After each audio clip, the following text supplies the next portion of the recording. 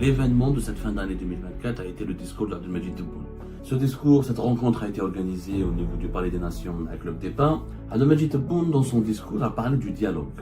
Il parle de dialogue national, de la volonté d'organiser un dialogue national inclusif qui regroupe tous les acteurs politiques algériens. Maintenant, surtout après ce qui s'est passé en Syrie et les difficultés que nous allons rencontrer en 2025 sur tous les plans, notamment géopolitiques et diplomatiques avec l'arrivée de l'administration de Donald Trump, Abdelmajid Tebboune a dit clairement le dialogue exige le calme, loin du chahut et de la surenchère. Qui viole le calme? Qui cause problème? Qui fait dans la perturbation? Ce sont les arrestations qui visent les opposants, les emprisonnements. Leur dialogue, j'ai l'impression, l'objectif, c'est d'obtenir l'adhésion des opposants à leur projet, leur soumission même. Est-ce que le hashtag, parce que le surenchère, c'est quoi? C'est une référence au hashtag Malani Charadi. C'est pas une surenchère. Ce sont des Algériennes et des Algériens qui ont lancé un cri de colère. Et le chahut, qui fait le chahut? C'est le pouvoir. Contre l'APS, contre les médias publics, les médias étatiques, les appareils de propagande de l'État attaquent les opposants algériens, violent leur vie privée, et les accusent de rouler pour le Maroc, pour la France, pour Israël. C'est ça le chahut, c'est ça la surenchère. Elle est à l'APS, elle est à Algérie 24 News, elle est à Nahaf, Chourour. L'événement de cette fin d'année 2024 a été le discours d'Abdelmajid Tebboune. Le 29 décembre 2024, devant les deux chambres du Parlement, à Club des Pins, les deux chambres du Parlement, c'est-à-dire le Sénat, les deux chambres du pouvoir législatif en quelque sorte, les députés de l'APN et les sénateurs, les membres du Conseil de la Nation. En Algérie, ça s'appelle pas le Sénat, ça s'appelle le Conseil de la Nation. Donc, ce discours, cette rencontre a été organisée au niveau du Palais des Nations à Club des Pins.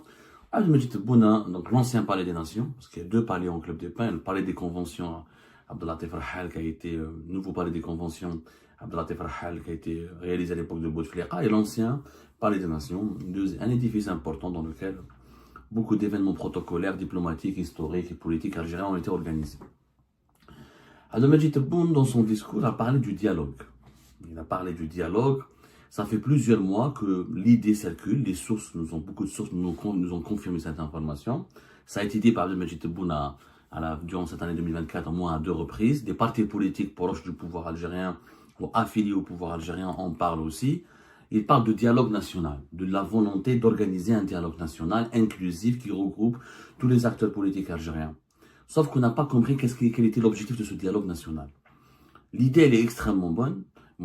Elle est extrêmement bénéfique pour l'Algérie, elle est extrêmement intéressante. Moi, j'appelle à cela depuis des années. Maintenant, surtout après ce qui s'est passé en Syrie et les difficultés que nous allons rencontrer en 2025 sur tous les plans, notamment géopolitiques et diplomatiques avec l'arrivée de l'administration de Donald Trump et l'ordre et les questions de voie régionale, l'insécurité qui est dans nos frontières et les foyers de tension et les problématiques économiques et son impact que ça va avoir, l'impact de ces problématiques économiques qui vont s'intensifier en 2025 et leur impact sur la population algérienne, j'avais dit, faisons une réconciliation nationale. Moi, je n'ai pas parlé de dialogue, j'ai proposé une réconciliation. Hier, Abdelmajid Tebboune parle de dialogue, parce qu'au sein du pouvoir algérien, maintenant, c'est ce que dit Tebboune. Tebboune parle de dialogue, on va analyser ensemble ce qu'il a dit, mais au sein du pouvoir algérien, il y a deux tendances qui se dégagent. Une tendance qui propose une réconciliation. Cette tendance à préparer des documents, à préparer une feuille de route qui consiste à ce que le pouvoir algérien se réconcilie avec l'opposition, avec ses détracteurs, notamment les Algériens, les activistes et les opposants algériens qui sont établis à l'étranger. Parce que les opposants en Algérie, ça ne s'expriment pas. Ils sont tous en prison, ou sous contrôle judiciaire, ou surveillés, ou traqués, ou régulièrement convoqués, harcelés. Le peu d'opposants qui s'expriment en Algérie se font avec beaucoup de courage, beaucoup d'abnégation. Il faut leur rendre hommage, il faut les encourager, franchement. Genre Karim Taboub, Hassan Ben Abbas et d'autres, Fethi Ras, etc., Fodé Boumala, etc., ou les anciens avocats membres de l'ADDH, la Ligue algérienne de défense des droits de l'homme. Eux, ils sont surveillés, etc. Si le pouvoir voulait dialoguer avec eux, se réconcilier avec eux, l'aurait déjà fait. En réalité, là, cette réconciliation vise visiblement, telle qu'a été proposée par la première tendance au sein du pouvoir algérien, elle vise les personnes qui sont établies à l'étranger, comme nous, par exemple, comme Algérie Part, votre serviteur Abdou Samad et d'autres personnes.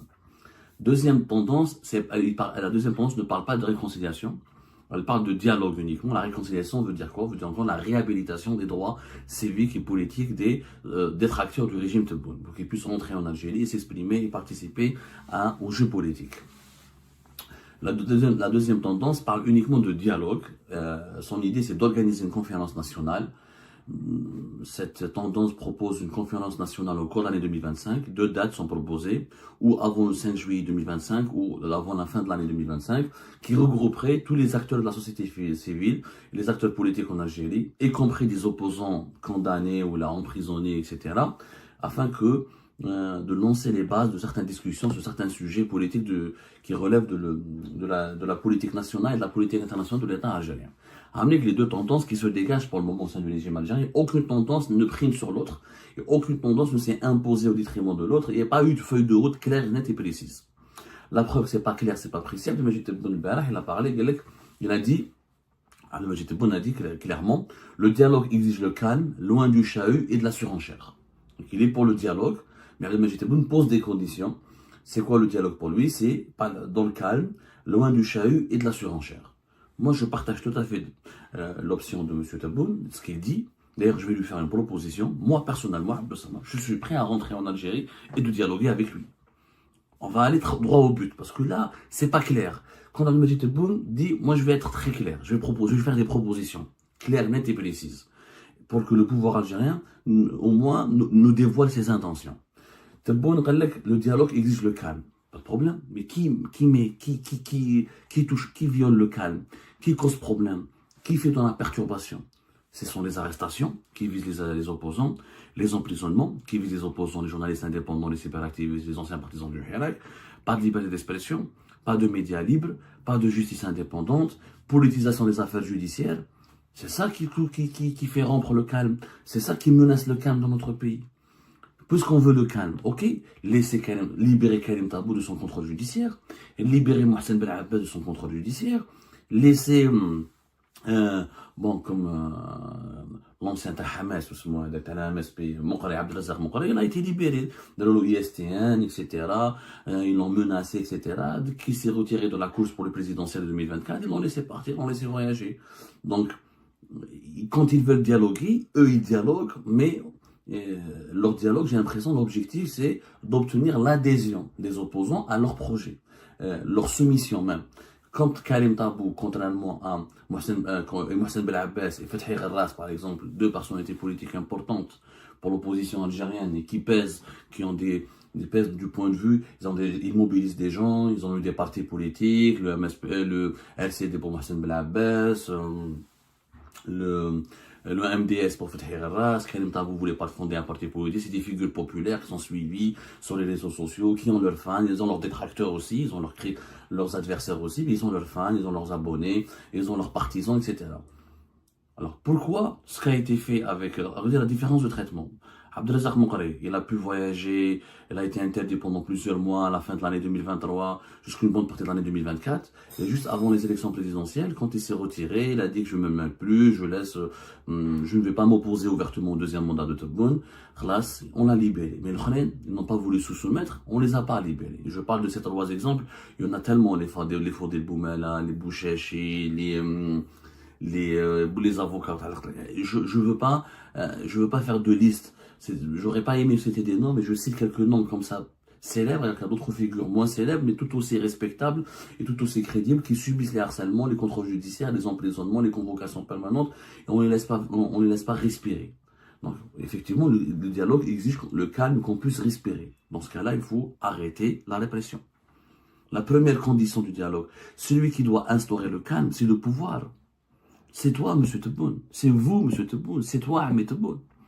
C'est toi, Ahmed Tebboune. C'est le calme. Le calme, c'est quoi? C'est d'arrêter d'incarcérer les gens, d'arrêter de les condamner, de les surveiller. Pour ceux qui vivent, qui sont établis sur le territoire national. Quant à nous, par exemple, les détracteurs. Moi, je ne suis pas un opposant, je suis un journaliste indépendant, mais qui se retrouve contraint de faire de l'opposition parce que je ne peux pas exprimer dans mon pays, parce que j'étais forcé de m'exiler, et parce qu'on ne veut pas que je fasse du journalisme indépendant dans mon pays. Donc, je suis devenu par la force des choses opposant, alors que moi je veux être journaliste indépendant. J'ai des propositions, j'ai un projet politique, j'ai un projet au-delà du journalisme, j'ai des convictions politiques, j'ai une vision de l'avenir de mon pays, je travaille sur certaines solutions que j'ai envie de proposer à mon pays. Et si je ne peux pas revenir en Algérie, si je suis toujours condamné à mort, si ma famille est prise en otage, si j'ai 50 000 affaires, garde des condamnations arbitraires, garde des procès expéditifs, mais je peux pas dialoguer. Pour qu'il y ait un dialogue, il faut qu'il y ait un respect mutuel, il faut qu'il y ait de l'écoute, il faut qu'il y ait une atmosphère propice au dialogue. Propice au dialogue, ça veut dire quoi? Ça veut dire qu'on puisse se rencontrer, se parler, et que je ne subis pas de représailles lorsque je vais dialoguer, lorsque je vais proposer mes solutions, lorsque je vais donner mes critiques. Moi, je vais subir des critiques de la part du pouvoir, mais le pouvoir doit aussi accepter de subir des critiques de ma part. Donc, le chahut, l'assurance, qui fait de la surenchère? C'est pas les Algériens et les Algériens, c'est pas l'opposition algérienne, c'est pas les journalistes indépendants algériens. Ils font pas surenchère. Ils expriment leurs opinions. Ils militent pour leur pays. Est-ce que le hashtag, parce que le surenchère, c'est quoi? C'est une référence au hashtag Malani Charadé. C'est pas une surenchère. Ce sont des Algériennes et des Algériens qui ont lancé un cri de colère, un cri de détresse, un cri, ils ont exprimé des attentes. Ils n'ont pas demandé, ils n'ont pas demandé, ils n'ont pas demandé des privilèges illicites, ils n'ont pas appelé à la violence, ils n'ont pas appelé à la haine, ils n'ont pas dit je vous destituer bon, ils n'ont pas dit on doit supprimer l'armée, pas du tout. Ils demandent à ce que leur pays soit mieux gouverné autrement, pour de meilleurs résultats, pour des véritables résultats de développement, de justice sociale, d'état de droit, de protection des libertés publiques et individuelles, de création d'emplois et de richesses. C'est ce qu'ils ont demandé majoritairement. Il y a certainement des extrémistes, il y a certainement des illuminés, il y a certainement des fous de la tête, mais Hadouk, ce sont une minorité. Les minorités, elles n'ont pas d'influence sur la majorité des Algériens et des Algériens qui veulent la paix, qui veulent la tranquillité, qui veulent la transition démocratique pacifique, qui veulent le changement pacifique. Donc, qui fait de la surenchère? Et le chahut, qui fait le chahut? C'est le pouvoir.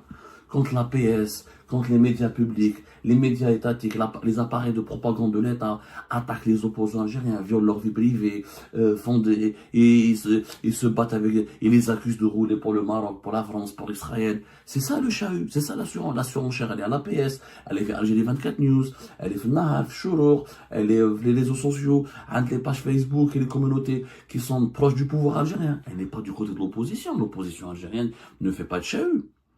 Voilà, et le président du LCD, il était venu récemment en France, il a été ralenti un peu au niveau des frontières. Atman, comment il s'appelle? J'ai oublié. Il est rentré dans Jalfanansa, il a fait un meeting, etc. Et voilà. Il n'a pas fait de chahut, Atman Mazouz. Il n'a pas fait de chahut, il n'appelle pas à la violence.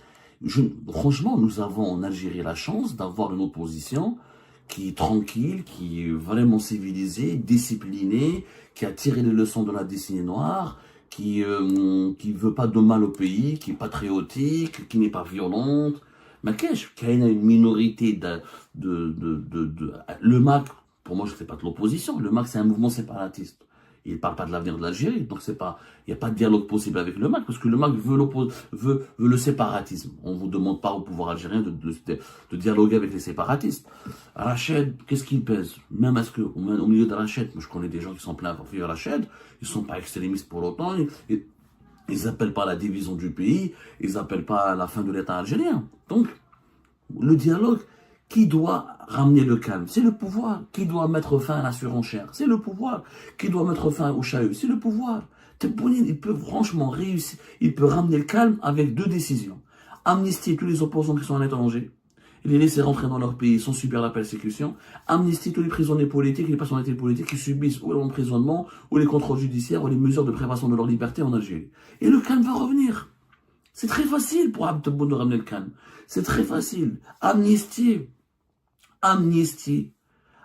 tout le monde. Et tout est bon. Et moi, je suis prêt, moi, personnellement, Abdou Samad, je suis prêt à aller en Algérie pour dialoguer. Mais pour dialoguer, je dois avoir, je peux pas dialoguer, je suis condamné à mort. Et j'ai des solutions, des propositions. J'ai une certaine vision pour l'investissement étranger, j'ai une certaine vision pour la création d'emplois, j'ai une certaine vision pour la création de richesses. J'ai une certaine vision pour la lutte contre le chômage. J'ai des propositions à faire pour la protection de la sécurité, pour les problèmes, les conflits diplomatiques avec les pays étrangers, avec lesquels nous avons des tensions permanentes. J'ai des propositions à faire. Mais avec qui je dois parler? Avec qui? Si on me condamne à mort, si on m'empêche de rentrer dans mon pays, si on ne veut pas me donner une amnistie, si on ne me fout pas la paix, si on ne me laisse pas travailler en tant que journaliste dans le respect de la loi. Mais quand j'ai raison, reconnaissez-le. Sur l'affaire Benchir, on a eu raison. Sur l'affaire PDG Sonatrach, on a eu raison. Sur l'ancien patron d'aéroport d'Alger, on a eu raison. Sur Ali Aoun, on a eu raison. Sur pas mal d'affaires, on a eu raison. Les faits sont là. La justice algérienne a appliqué ou a exécuté des peines ou des résolutions qui sont conformes, qui contiennent des informations tirées de nos articles, de nos investigations. Donc pourquoi vous nous diabolisez? Alors, vous ne voulez pas dialoguer avec nous. Moi, je suis prêt à dialoguer. Pour dialoguer, c'est simple. Amnistiez tout le monde, monsieur Tebboune. C'est à vous de ramener le calme. Amnistiez-nous. Attendez une amnistie. Attendez une amnistie. ندخل بها لبلادي. Attendez, أنا عبد الصمد اليوم. Je suis prêt à rentrer dans mon pays. Moi, je suis pas français, j'ai pas envie d'être français.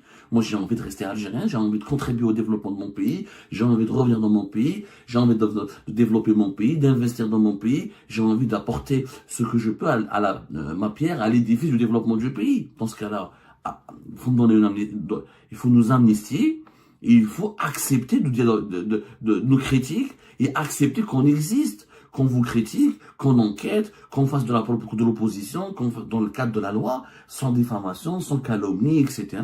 Mais il faut que le pouvoir, pour qu'il dialogue avec les autres, un dialogue, ça veut dire deux interlocuteurs qui se parlent, et qui se respectent, et qui s'écoutent, et qui se tolèrent. Mais si le pouvoir ne veut pas tolérer l'opposition, ne veut pas tolérer le journalisme indépendant, ne veut pas tolérer les libertés publiques et individuelles, ne veut pas tolérer la liberté d'expression, ne veut pas tolérer la critique constructive, il n'y a pas de dialogue. C'est là où il y a du chahut, c'est là où il y a la surenchère. L'instant l'étranger t'adore, et les étrangers veulent le récupérer, ou les médias étrangers parlent, parce que c'est une solution. Si on pouvait parler dans notre propre, chez nous en Algérie, si on avait des espaces de dialogue, si on avait un seuil de liberté publique et individuelle, ce jour-là, on peut créer des dynamiques de transition, des dynamiques de changement.